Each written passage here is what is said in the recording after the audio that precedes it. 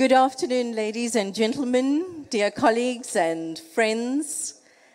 Welcome to this special session where we'll be talking about the global network of facilitators supporting the capacity building strategy of UNESCO in this particular convention, the Intangible Cultural Heritage Convention.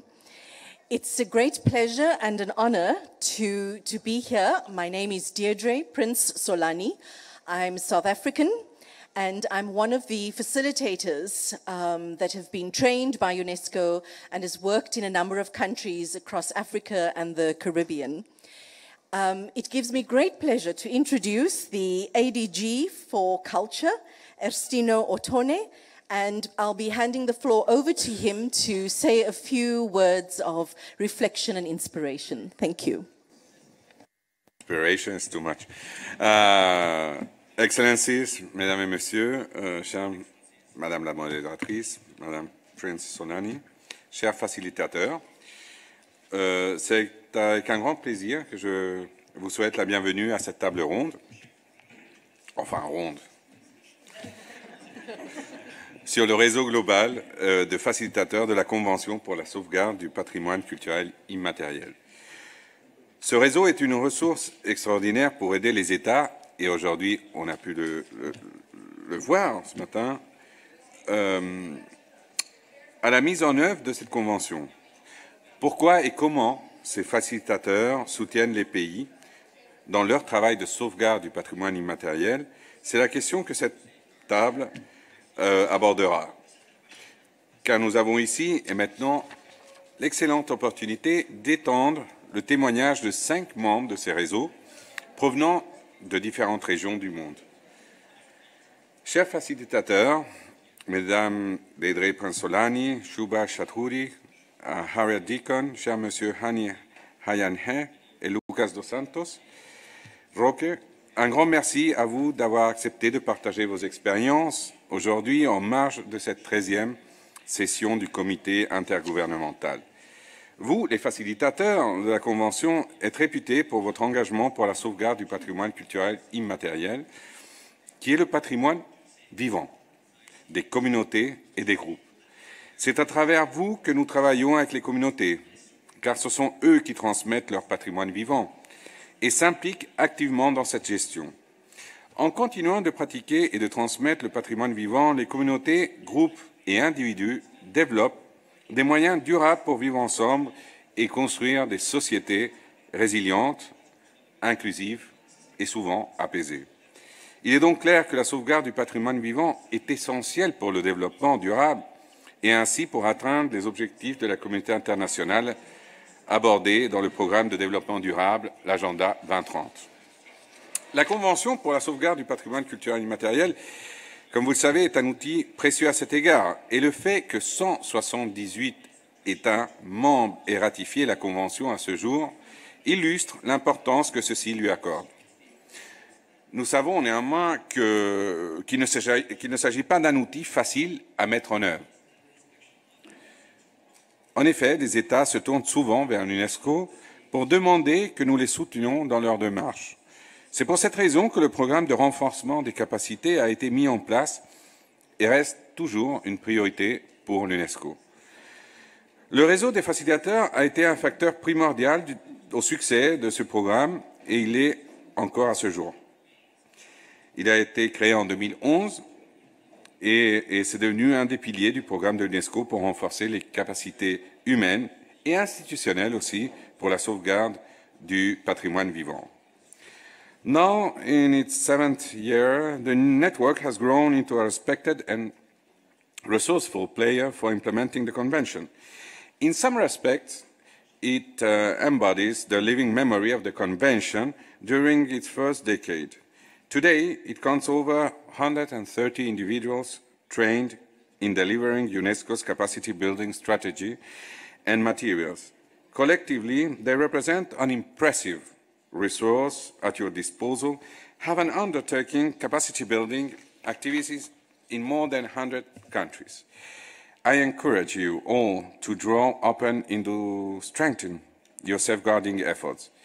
Let me underline that the work of the network has greatly benefited from strong collaboration with our category center, with our 2 category centers.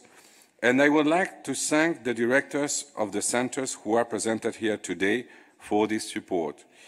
Allow me to thank once again our moderator, Madame Dedre Prince Solani, and our other panelists who have traveled to be here with us today.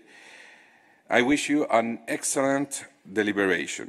Une dernière chose, j'ai pu vérifier sur le terrain en Chine sur des projets qui se font en Mongolie et en Corée du Nord, avec notre centre de catégorie 2 à Beijing, qu'effectivement la relation que nos facilitateurs peuvent trouver entre les communautés et les missions de cette convention se fait cher, pot, je veux dire. Et dans ce sens, il est très important de comprendre que finalement, ce travail de transmission, de médiateur, de formateur, devient un instrument privilégié pour ces communautés, qui trouvent dans ces facilitateurs un moyen non seulement de comprendre quels sont les buts de la sauvegarde du patrimoine immatériel, mais d'une certaine façon aussi pouvoir travailler sur une des choses qui devrait être le moteur de nous tous qui travaillons dans le secteur du patrimoine et de la culture en général, de quelle manière on assure la transmission de ces éléments, ces traditions, ces identités. Si nous ne faisons pas ce travail, lamentablement, d'ici 12 ans, au objectif 2030, nous aurons perdu un tiers de tous les éléments qui aujourd'hui font la richesse de nos communautés. Donc merci beaucoup pour votre travail et j'espère qu'on pourra apprendre beaucoup de choses aujourd'hui avec vous. Merci beaucoup.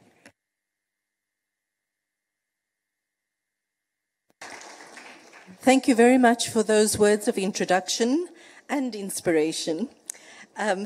Now, just to explain the format for this afternoon's session, we're going to hand over to the panelists.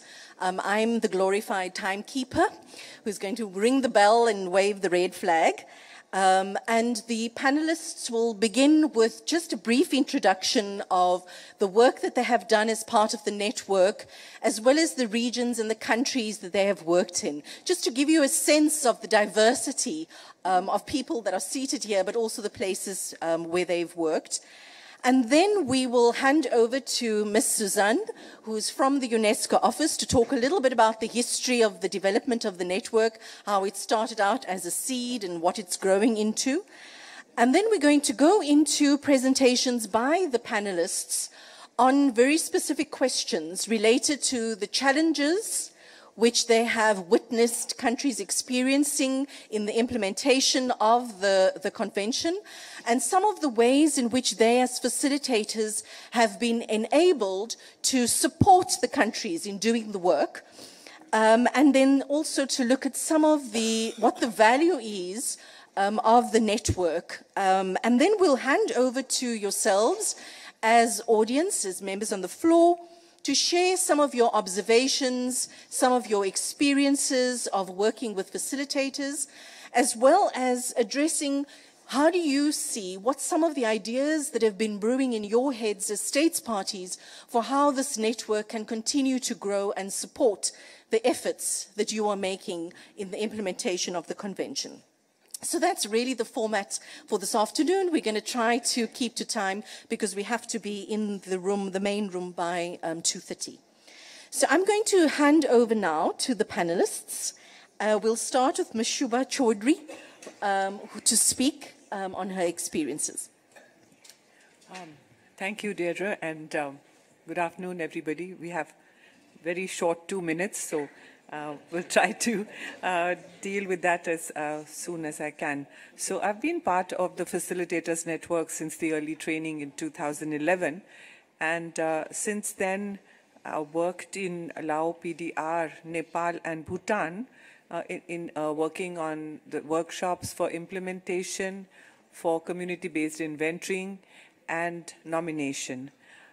In addition to that, we also did safeguarding workshops in Nepal and Lao PDR, and introductory workshops in Maldives and Cambodia. each one of them had slightly different kind of orientation.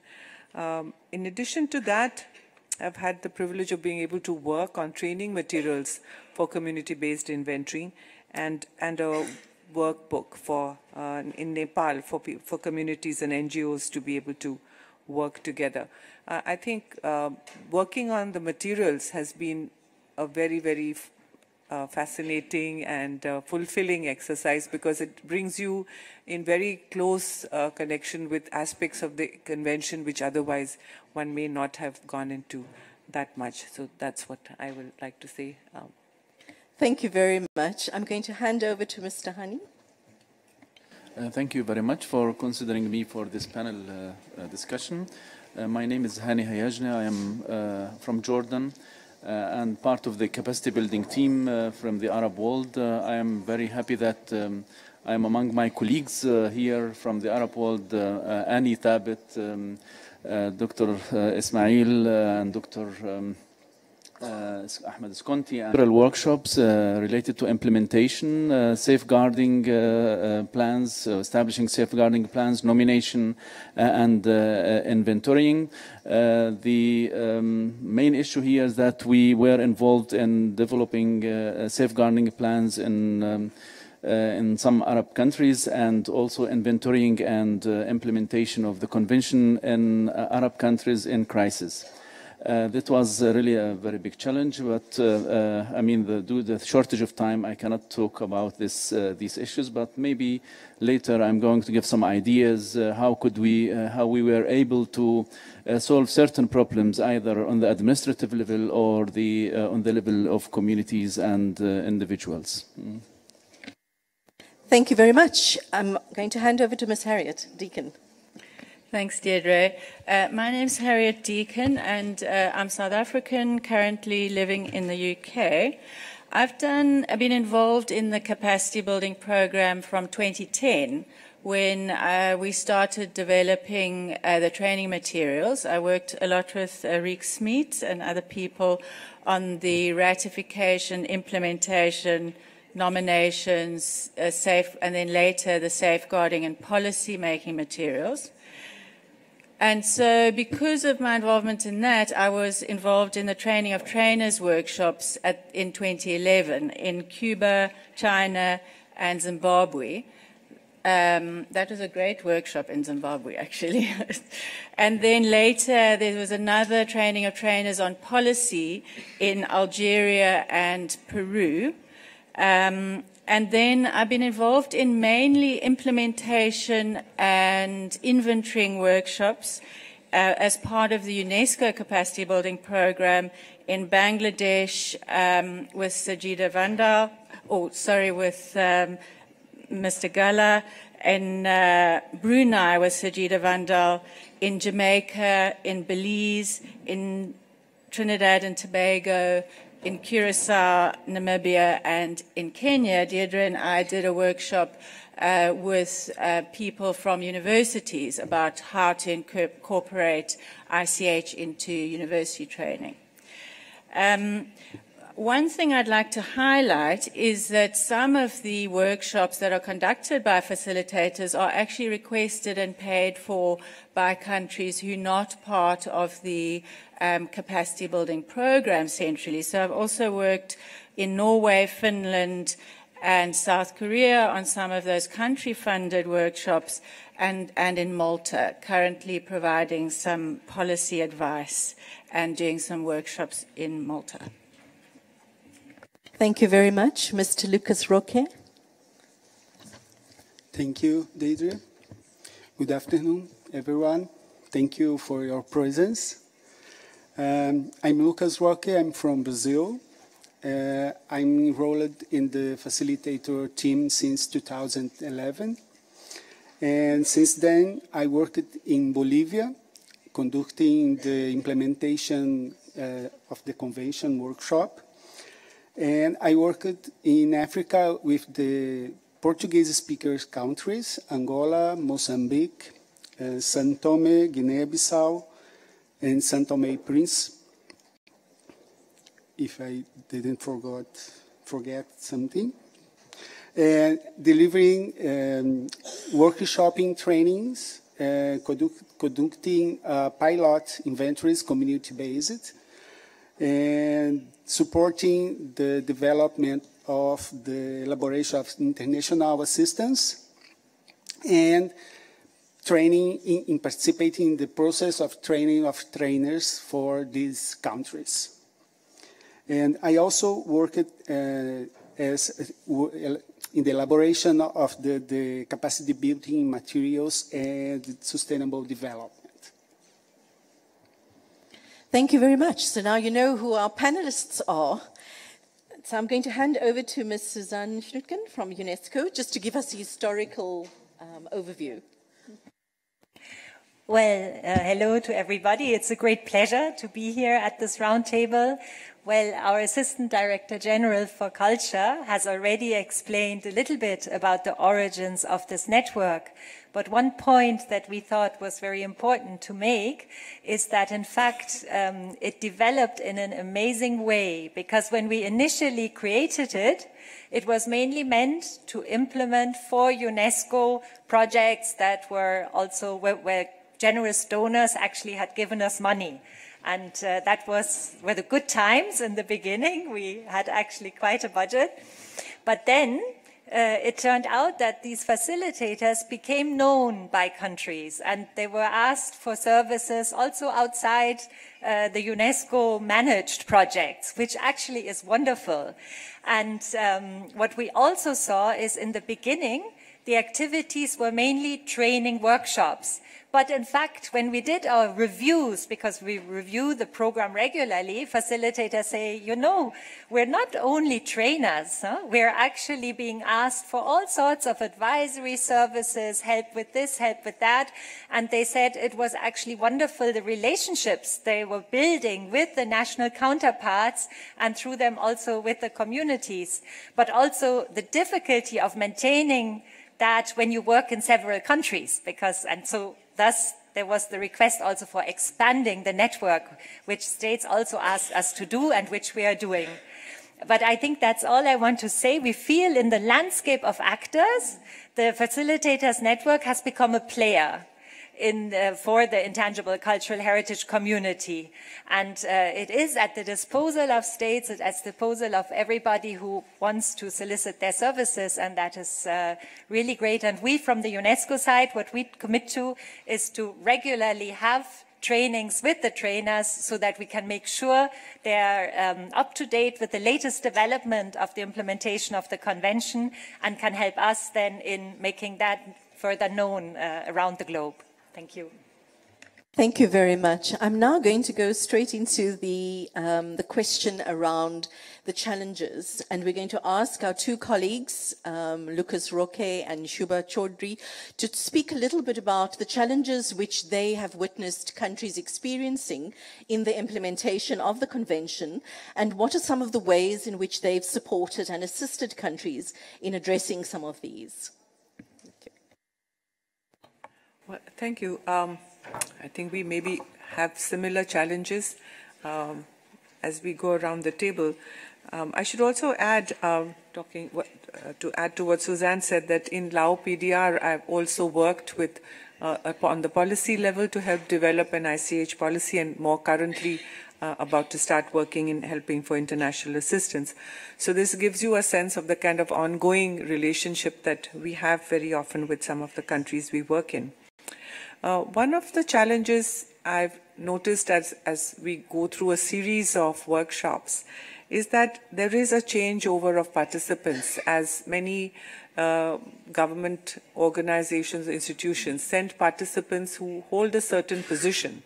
And then as we go through the years doing implementation and inventorying and nomination and safeguarding, by the time you're coming to the end of the trail, the same people aren't there anymore. So very often you find yourself, at the time when you should be focusing on something like safeguarding, to say, oh, but there's 50% here who need the convention to be introduced again. Or many of them have had an introduction. The one half knows a lot, the other doesn't. And so we've been talking to people more and more about the importance of keeping a core group of participants that is there throughout the training, so that when they're doing inventorying or working on their nominations, there are some who've been through the entire gamut of training there. Another challenge that I feel, I don't know if it's a challenge, but something we notice, is the issue of community-based inventorying, or the importance of the community in implementing the convention. And I think that it comes hard sometimes to people to think of this very bottom-up approach that the convention and the operational directives recommend. And I think that the workshops provide us a kind of space within which we can work and demonstrate how this can be made to work by giving a position of leadership or making community members as resource people within that, which may be harder to do in a large-scale project, but the workshop give us a little limited space where we can do this. It also helps us to have a space where some of us as researchers can bring our own fieldwork experiences into and working with communities into the workshop situation, and that helps us work. Also, as most of us work in so many countries, we're able to create case studies from one country that we can use in another. That's another way that the network works. Also, as Harriet mentioned, each of us works with another partner from another country. So you've already got two different lots of group is a bit of an extended family. We also draw on each other's experience in various ways. I think that's an important part of what this is. The last challenge I would like to mention, which really came to my mind, and it doesn't work to be such a big challenge, is language. That we're constantly working in countries that we are not, where we don't speak the language. But with the amount of effort that people are putting into creating translations, and with very able interpretation, and as we slowly develop familiarity, these have stopped being such a major hurdle. Thank you. Thank you very much. Thank you. One of the challenges I identified was how guarantee the ICH policies decentralization at the local levels or at the municipalities. And in fact, we noticed it was very important to involve these different stakeholders in order to guarantee the ICH safeguarding. So, and the municipalities has a very important role in this situation because they are the nearest with the community. Sometimes they are they conduct the dialogue in the quotidian and the routinary situations. So it was very important to guarantee the municipalities understand the ICH policies and the convention. So in this sense, we encourage the states parties, the Ministry of Cultural staff to involve these local stakeholders in, for example, in the conduction of the community-based inventory. So, as a result, this local government staff were trained and empowered for this position, this special position they have, and included they assumed the responsibility to conduct many safeguarding activities as a result of the inventory pilot process. And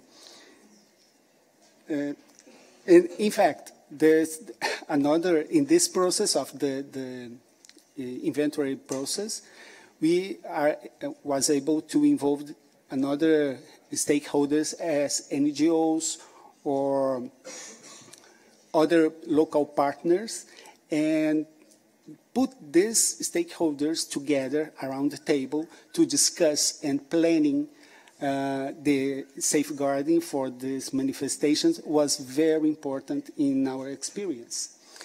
Another challenge was provide assistance for requesting international assistance. So in the process, as a facilitator, we have had the opportunity to create space to talking about to develop a workshop dedicated to this subject and to create the opportunity to capacitate the government staff in conducting and elaborating, prepared the international assistance. That's it. Thank you very much. Straight to our two colleagues on the left, who will speak about the value of the network to countries providing country support. Yep. Thank you very much. As Susanna from the beginning has mentioned, that facilitators are not restricted to deliver the modules that are known in the UNESCO, I mean that are prepared through the UNESCO, but they have to work as people who can, propose solutions to certain problems that arise while preparing for the workshops. I mean, according to our experience in the Arab world, I mean, where we have countries that are not in crisis and countries are in crisis, we were supposed to deal with the communities and governmental bodies from the beginning to know how the situation is and to find the right solution, because the modules, in fact, they don't offer, always the solutions for such cases. That's why we were supposed to find solutions for every country according to its political, ideological circumstances. Therefore, I find that communication with the state parties is invaluable for planning from the beginning so that we can convey the message of the convention properly. If we get inside the country, we have to understand the context in a multi-dimensional lens and consider the local context and the local and cultural context, because there are some communities that are very conservative, other communities are modern and open-minded, and these things should be taken into consideration from the beginning.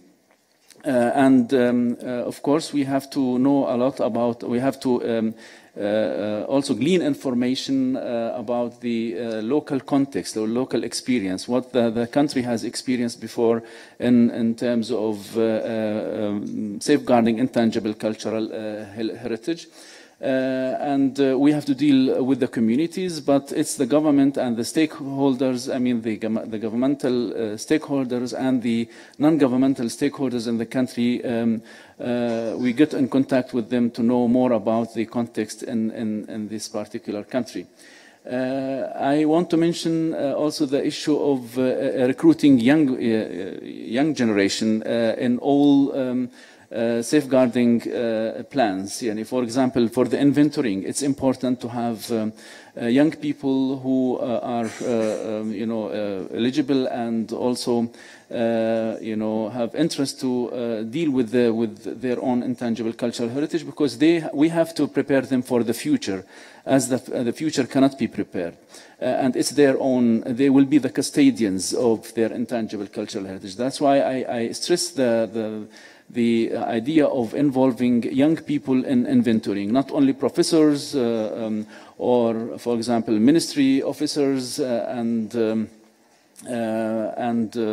those people who learn the inventorying, for example, on a traditional way, which is a part of, which is not in harmony with the intangible cultural heritage as understood by the UNESCO Convention. Also, we have to understand and respect local contexts by ensuring the gender issues, which is, in fact, in the Arab world, it's variable. What we have in a certain country cannot exist in another country. Therefore, inclusion of females and males equally is very important, because the females, they have the access to certain intangible cultural heritage elements that are not accessible to males. Also, another issue is the how to as a facilitators. Okay, I have 0 minutes. Okay, then I have time.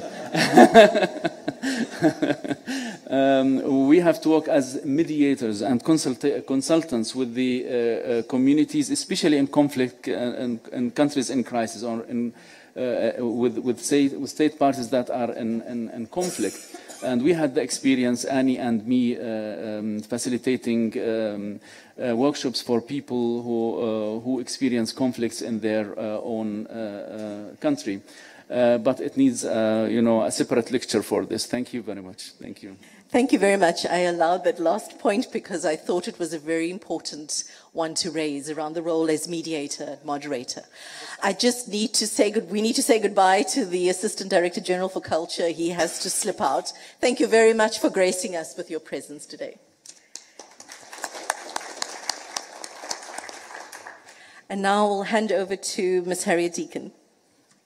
Thanks very much, Deirdre. I'll be brief and I won't repeat what Hani already said, which is about this interaction between the local and the international, or the principles of the convention and what's happening at the local context, but that is a very crucial aspect of the role of the facilitators. So what is the value of the network? You know, why would one bring somebody in who's not from your own country to help the implementation of the convention in a particular state party? Because most of the facilitators do their work in other countries. So the benefit, I think, of bringing somebody in from the outside who has had experience of the network of facilitators is the facilitators can help you make decisions about how do you best use the principle of the convention, the principles, the spirit of the convention, to do things to achieve the ultimate goal of safeguarding ICH with a view to sustainable development in your country. And what does that mean? You know, these words are very broad. The texts of the convention are not easy to actually crunch through and decide which aspects of these do we want to prioritize. What implications does this have for our particular context, where, for example, some countries have a very strong, tangible heritage sector already, other countries don't. They have different strategies, potentially, to implement the convention. Different issues, different politics come up in various countries. And I think the benefit of bringing a facilitator from the UNESCO network into that process is they can give you advice, well, this strategy was tried in a similar country, maybe even in another region.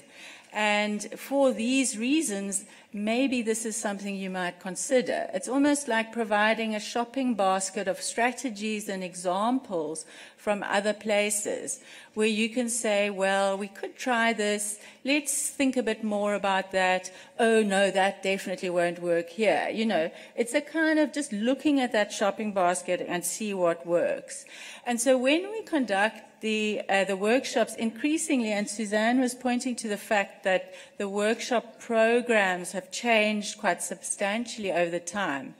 Nowadays, we do bring in external case studies. We do rely more on video material and engagement, but we also do a lot of exercises, bringing in local context. People bring local examples and we workshop them through to try and look at how the convention actually gets operationalized at the local level. So we're very interested in this interface between examples of what happened elsewhere, case studies of where things have been done in other places, and what is the local context and what's happening locally. The last thing I want to say is that it's not just about the workshop. You know, one cannot do a lot in 4 days, in 5 days, sometimes even in 7 days. It's not a long time. So we're very focused not just on what Hani was saying is the preparatory, work that gets done to try and tailor things, but also on the follow-up. Deirdre, for example, has been doing mentoring with some of the participants in her policy-making activities. A lot of us do this follow-up. We give out the emails. We try and encourage people to establish or to continue and grow local networks. And we try and link people into other international networks that may be of interest to them. So it's not just about the workshop itself. It's about the bigger picture and the long term in that country. Thank you very much, Harriet, for those reflections. And now it's the opportunity for those of you on the floor to respond. And what we thought we would do is just to do an initial feedback to the panelists, sharing some of the observations where you have had members of the network working with you, some of the observations, some of the experiences that you've had, if those could be reflected back, and then I'll give an opportunity for the panelists to respond to that. The way we're going to do it, I'm going to invite 3 hands for the initial kick-off, and then another 3 hands. So we have 1 here, 1 here, and 1 there. We'll start off with you. Please, if you could introduce yourselves. We have a roving mic. If we could have the roving mic, please.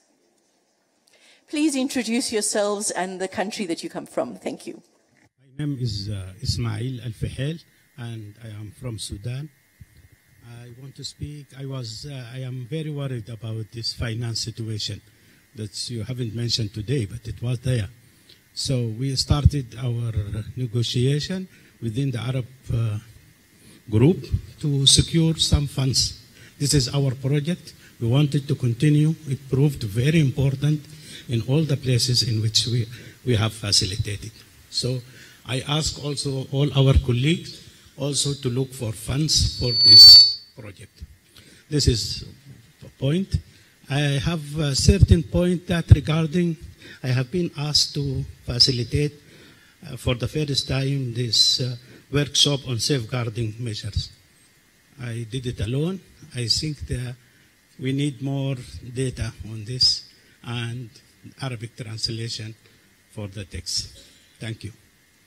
Thank you very much. Thank you. Could pass the mic to Emily.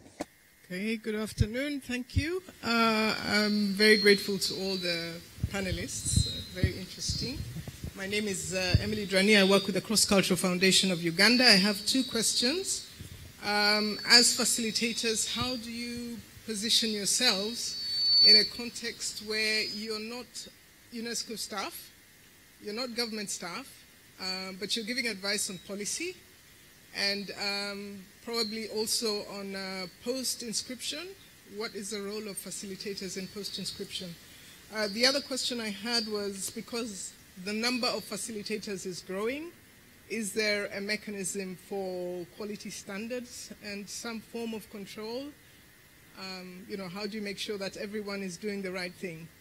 Being a facilitator myself, thank you. Thank you very much. And then to the lady on the right. Hello, my name is Lena Marcel. I come from Finland. I'm a state party representative. Just a quick comment and to say about the first capacity building course we had in Finland this year. I must say in 1 week's time the implementation of the convention went forward like 10 steps. So if it was only me, the coordinator, who really knew the convention or what safeguarding means, after this day I had 40 people more who really were inside of it, the NGOs, the different communities, the civil servants, and also minority representatives, and that they all learned about the convention and went deeper into safeguarding, but at the same time they were able to form a new community between each other. And if before it was a wonder, why do we have in the same table a museum worker, a fisherman, a dancer, and a singer? they were not wondering anymore. They saw that the convention is for everyone. So for all of you considering to have the capacity building program, I really warmly encourage you to do so. Thank you. Thank you very much. So do we have another 3 hands? There's one gentleman in front, another gentleman in front, and at the back we have someone. Thank you. Yes, hello. I'm Jorge Cassell from the accredited NGO. I just wanted to point out, thank you for the time, that accredited NGOs helps the evaluation body but are not considered as providers of facilitators. We have experience on the field with several years working with communities and bearers of ICH to help them in the day-to-day challenge. We can give continuity that due to the nature of governments sometimes is hard to maintain. Our goal would be to expand the scope of this facilitation to communities and bearers alike. Thank you. Thank you very much for that. I am Jayarajan from India. So my question is, there are some communities, how do you address the communities which do not allow others to involve in their activities? There are ritual practices in Kerala, especially in my state, in which others cannot involve, others cannot document, others are not allowed to enter into that community. How do you address? Thank you. We have one last gentleman at the back.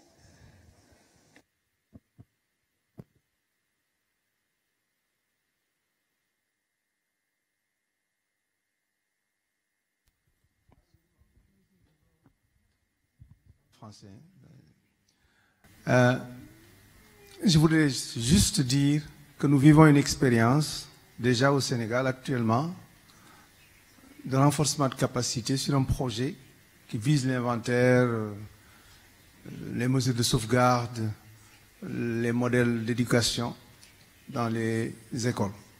Le facilitateur, il est très bon.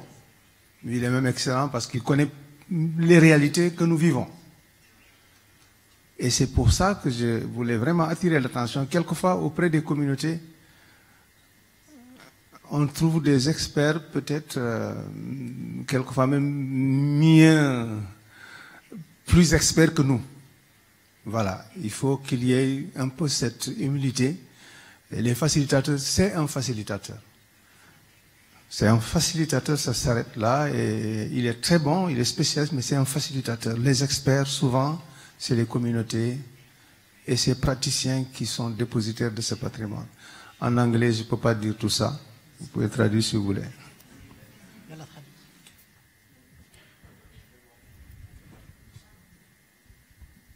Thank you very much. We have a gentleman with the pink shirt and we have, okay, we'll start with the lady in front, with Juliet, and then we'll move to the gentleman with the pink shirt and then yourself. Yeah. Thank you very much. I'm called now Julianna from Uganda. I would like to appreciate the facilitators and the age and the tool which is used to identify the facilitators. In some cases, culture is looked at as an aspect of older people, outdated, and so forth. Then the tool that is used to recruit can also say 10 years and so forth. Now there's a rift between the young people and the older people who know our culture. Is there a systematic or deliberate move to involve the young people in the promotion of our culture as facilitators? Not those who are being trained, but those who are facilitators. And this is key to ensure that these young people can use the technology. Now most of them are in technology, and we need that in culture. Thank you. Thank you very much. Thank you. So, yes. Yeah.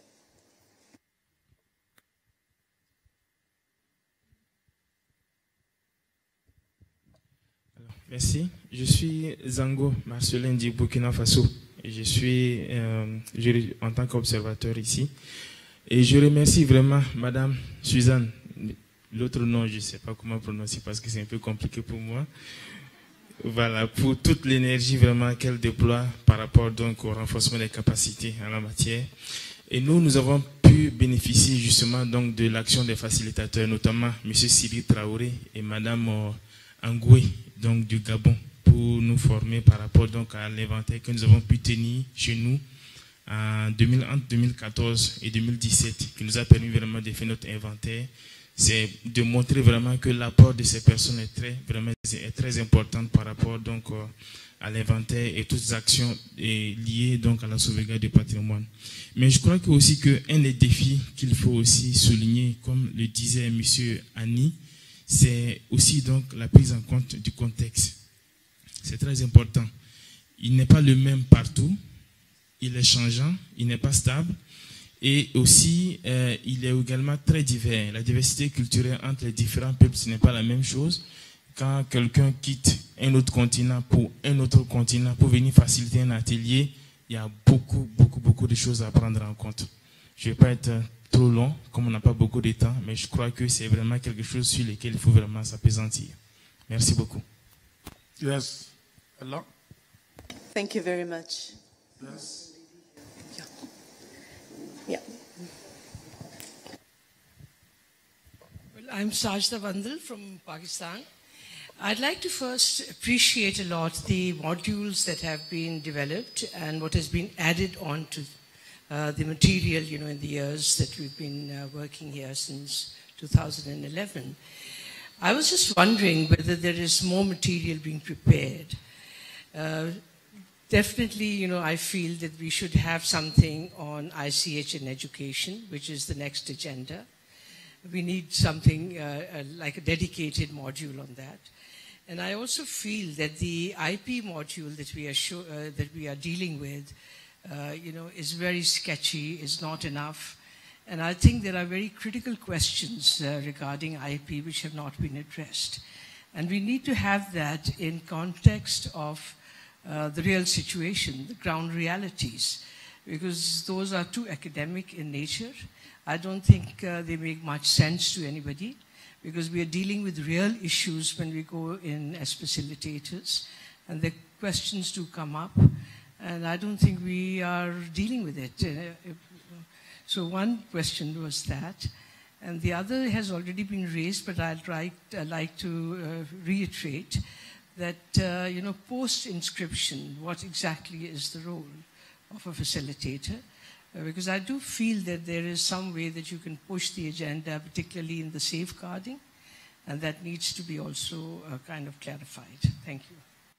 Thank you very much. I'm very happy that we've actually moved into the second part of the discussion, because we are running out of time. So it would be good if for the next speakers to also articulate some of the ideas which you have in moving the network into its next stage.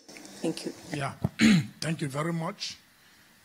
My name's Professor Annie Kashmir, Center for Peace Building and Poverty Reduction among African Indigenous Peoples.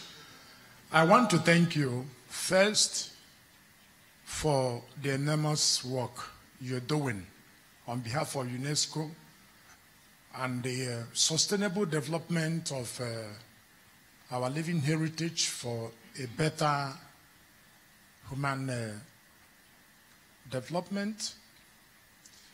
I want to just bring this up, and it is important that we should focus on it.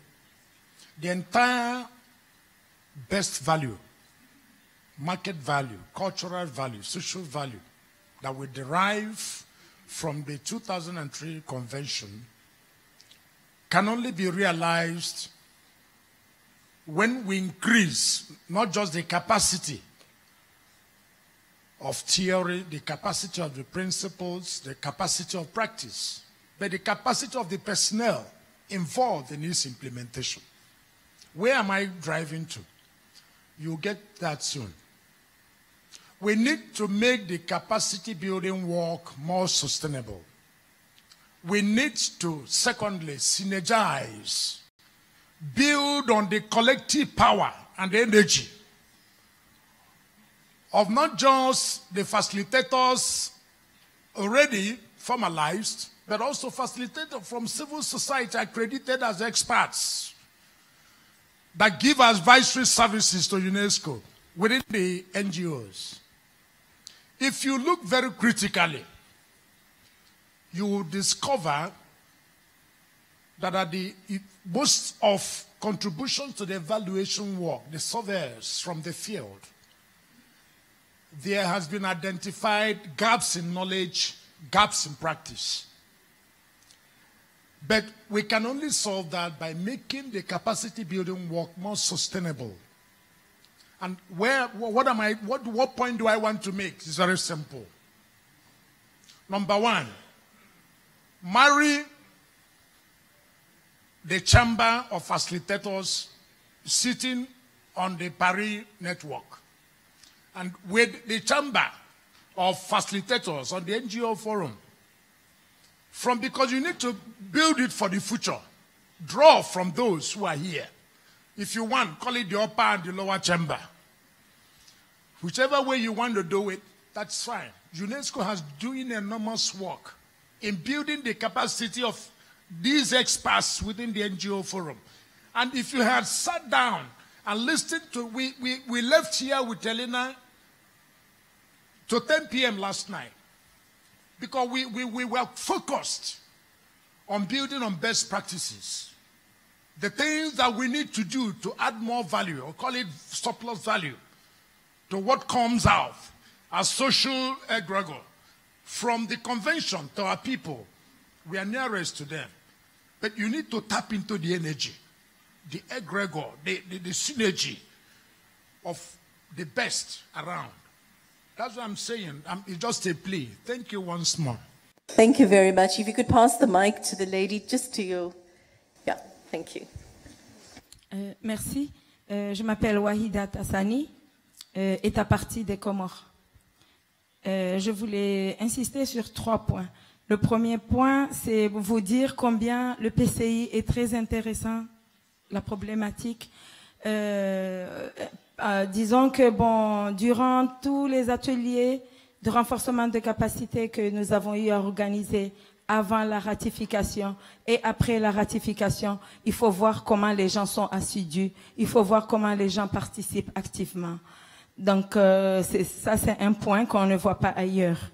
Donc dans un deuxième temps, je voulais dire aussi que au niveau des facilitateurs, je dis merci à l'UNESCO et le bureau hors siège de Nairobi d'avoir choisi un facilitateur pour nous dans le cadre du projet de renforcement des capacités qu'on est en train de mettre en œuvre depuis mai 2018 et qui est financé par Bahreïn à hauteur de $245,000 pour réviser les politiques et réaliser les inventaires pilotes.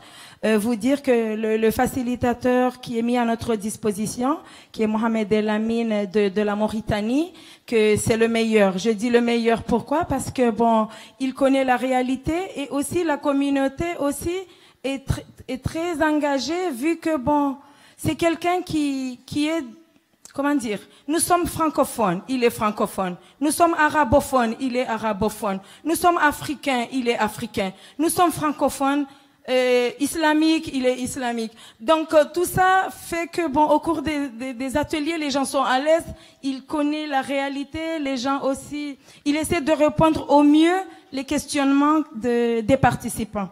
Donc dans un troisième point, je voulais dire que au niveau de cette convention, il faut beaucoup mettre le paquet sur la médiatisation. La médiatisation, c'est très important. Et quand on regarde les projets, il y a un volet, ce volet n'est pas vraiment pris en compte, mais on s'est rendu compte en mettant en œuvre ce projet que la médiatisation est très importante pour sensibiliser la communauté. Merci. Les communautés plutôt. Merci beaucoup. So we have 2 last speakers, the gentleman directly in front of me and the gentleman to my left. Ok, merci beaucoup. Je représente la République du Mali ici. Je voudrais vous remercier du fait que nous avons bénéficié de la facilitation dans le cadre de notre projet d'inventaire. Et je vous en remercie beaucoup. Cela nous a permis de connaître l'ensemble de la méthodologie d'inventaire et pour pouvoir procéder à notre inventaire. Mais ceci dit, l'une chose est de pouvoir maîtriser la convention, les méthodologies d'inventaire dans une salle. L'autre chose, c'est le terrain. Nous avons constaté généralement que les facilitateurs sur le terrain, dans notre cas par exemple, avaient du mal à maîtriser la culture locale. Ça voulait même être un facteur de blocage. Donc moi, je ne sais pas trop comment, Madame l'a dit, hein, la langue surtout, et surtout la culture locale. Souvent, ça peut être un facteur de blocage. Ça, c'est extrêmement important. Au lieu que le facilitateur soit le facilitateur sur le terrain, nous avons été plutôt facilitateurs à sa place. Souvent, ça peut arriver. Donc moi, je voudrais mettre l'accent sur le fait qu'il est nécessaire de promouvoir surtout les facilitateurs locaux, les facilitateurs régionaux. Moi, je pense que ça, c'est extrêmement important. Ça peut permettre de pallier au problème de langage, ça peut pallier au problème de culture, etc. Ça, c'est extrêmement important. Donc ça, c'est un constat que j'ai fait dans le cadre de la facilitation. La salle, les cours, ça, c'est une chose, mais sur le terrain, c'est autre chose. Souvent, langue, culture pose problème. C'est extrêmement important. C'est pourquoi il est nécessaire pour moi de mettre l'accent sur la promotion, surtout des facilitateurs locaux, régionaux, etc. Merci beaucoup. Thank you very much. Our last speaker, please. Thank you. I'm honored to be the last speaker. And thank you very much for your informative comments. I'm Sonia Park from UNESCO Category 2 Center based in Korea called ICCAP. So our primary function is information and networking. Yes, in Korea, a couple of times we were involved in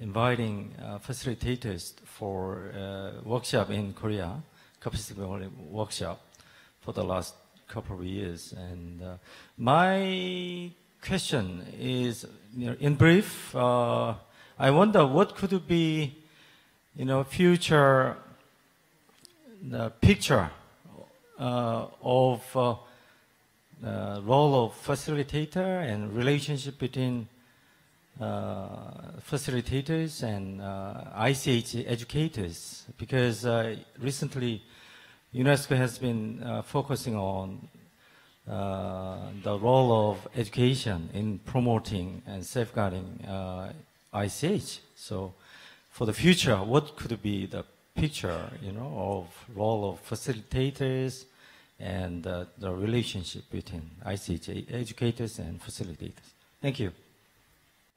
Thank you very much. And thank you very much to all of you for your observations, your visioning for into the future, and for the really constructive ideas, reflections on localizing the training. And I'm going to ask my colleagues on the panel if we could just take 1 minute each to respond to a particular question which you are feel best able to respond to. We've had so many, and it's very hard to fit them into the last few minutes that we have. So perhaps the one would be around a future visioning and the relationship between local facilitators, regional, and then also in terms of the Category 2 centers, as well as the NGOs, the accredited NGOs, addressing issues of inventorying the challenges around accessing communities where certain rituals and rites are sacred and secretive, and how that has been navigated and facilitated. And then a question around, again, related to ICH and education going forward. What are some of the ideas and the thoughts on that? And then I think that's really the kind of categories in which the questions have arisen. And I'm going to invite members here to speak to facilitators who are around if there are specific or directed questions that you would like to ask after this session. So I'll start with my right. Lucas, if you could perhaps, just in a minute, respond to some of the concerns, issues that have been raised. Wow. It's a lot of interesting... It's a very interesting questions and reflections. So I think one of the questions asked about the role of the facilitator, considering it's not UNESCO, not governmental staff, and nothing. And in fact, another person asked about the facilitator. So it was a very big issue for me, and I think for all of us. I think the fact that we are not part of these institutions has helped to us at a privileged situation, because we can speak and think in a liberty way. So we are very free to think and to help, and do not put one shoes and necessarily thinking with another way, in a specific way, because we can see every ways and very positions and understand how to think the government staff, how to think the UNESCO office, the local, the Paris office, the local office, and this is a very interesting exercise, and most important for me, how thinking the local community, the ICH group, and yes, I think there's nowhere where we are. It's a very important in order to solve the problem. We are not from that region, not from this community, not from. So the role of facilitator is to look as outsider and build the capacity of the discussion. And I think it's necessary to highlight a point. The UNESCO office in Paris was always very open to understand the dynamicity of this process of the capacity building process. So, and they changed the vision about what is this program, and for me it's very valuable in this sense. And in the cases where I worked, this was very important. We can change the situations, think, help. So this is, for me, it's a very important aspect. For sure, we find many problems regarding the fact that we are not the local, you have not knowledge, but notice, this is the most important, because I'm not expert in this situation. The only thing I have to do is empower the local stakeholders. So of course, I need to know the convention, the principles, etc. But I really need to do is to create a situation for the people, construct their knowledge, their process, their legislation, etc. So this is the most important to know the local knowledge. Thank you very much for that, Shubha. I'm sure we have similar things to say.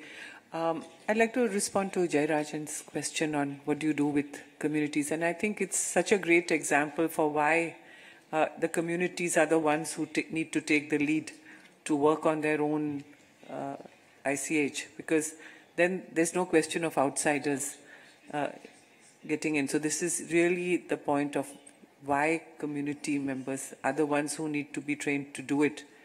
And not. And more generally, I think I'd like to echo what you were saying. It answers 2 or 3 of the questions or observations as what we see ourselves as facilitators. And I agree with Lucas, it's very liberating because we're not UNESCO. We don't belong to an institution who's involved there. So we have the freedom to think about things based on our experience in the field as to how best we think. We are not there to teach anybody about their own culture. We are very conscious, I think our training, whatever we've read, the way we've gone about being facilitators, we are there to talk about the convention. That is what we are supposed to know. We are there to learn about the culture where we are working and to best help people to empower themselves to take the convention and use it to their advantage. We are not in any way cultural experts of the culture where we are working. I think that, and as outsiders, we are able to then look at it in an uninvolved, dispassionate way, that this is, here are the tools, you tell us what the culture is, and we try our best to see how it can work together. So that's how we see ourselves. Thank you. To my colleagues on the left, if we could be very brief, please. Okay, well, I won't repeat any of the things that Lucas and Shuba said, which I think are very true. I suppose as a state party, the onus in a way is on you to decide who you want as a facilitator. You negotiate who you want, you look at the list, you decide what is more important to you, somebody who's a particular region or background. And I think that's very important, to strategically use the capacity building program. If you have a very good NGO network in the country that can provide this service, then use them. If you don't need the capacity, don't bring in the network. But if you're wanting something very specific, choose the person who can deliver that, tell them what you want, and ask them to tailor it to your needs. And if you want to involve community members to then go and do something else, make sure that that agenda is on the table, that this group wants to go away and do X afterwards. So it's not just one isolated intervention. It's not going to be the only intervention you do. It's just going to be a drop in the pond. And strategically choose how you use that opportunity for using the facilitators network. Thank you. I don't want to define what does facilitator means, but as my colleagues mentioned, he is not teaching, he is not imposing his own ideas, he is learning, in fact. But I have to mention a very important issue, which is related to international assistance, for example. I mean, most of the communities that we have trained, they don't know about the international assistance that could be one of the tools and one of the modalities to safeguard intangible cultural heritage within their communities. We don't know about it. Therefore, we don't find from the Arab world, for example, maybe 2 or 3 projects were supported by the International Assistance Fund, by the fund of the UNESCO, and this applies also to the African countries, and facilitators are there to facilitate the convention and its terminology and its concepts, I know that it's difficult, it contains difficult concepts, but facilitators are there to explain it in a proper way. And other thing related to developing trainers among the communities. In fact, it's the aim of the module community-based inventorying. So, this module aims at training or showing people from the communities themselves how to be facilitators inside their communities. They are coming from the same, hailing from the same community, from the same culture, from the same language, and they could facilitate their own workshop to be facilitators inside the communities themselves. And as the difference between facilitator and ICH educator, there is a big difference, of course, because a facilitator doesn't belong always to the community itself. I mean, educator, he's teaching a certain craftsmanship, for example, or teaching young people to perform a certain dance. But this is not the role of facilitator. Facilitator is dealing with the convention and as intermediator between the convention and the communities. Thank Thank you very much. We have reached the end of our time. Before we conclude, I'm going to ask facilitators who are remaining in the room if you could stand so that you could be identified. I know some had to run out because they're also representatives for their governments and so on. But if the facilitators who are in the room could stand so that you can get a sense of who they are. Could you maybe just shout your name and the country? Is that possible, please?